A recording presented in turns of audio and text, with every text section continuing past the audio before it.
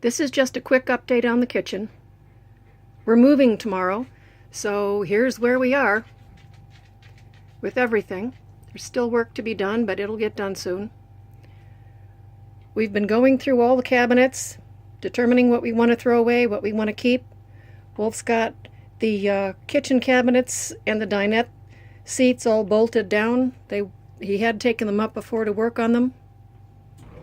And here's what we've been getting done so far. This is the backing, all stained up nice, for the plug and the instrument panel. It will have trim, there's a piece of it right there, on either side for a nice clean look. This is a piece of 1/2-inch angle attached under the countertop.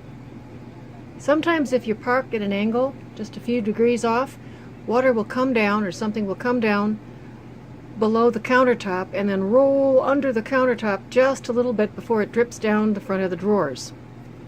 With the angle, it can't do that. It can just come right down here to the edge of the angle piece and then drip down, so even if you are a few degrees off, you don't get dirty drawer fronts. The trim piece here is in.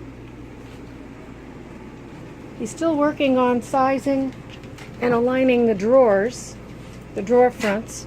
Also down here, he's got to do a little routering.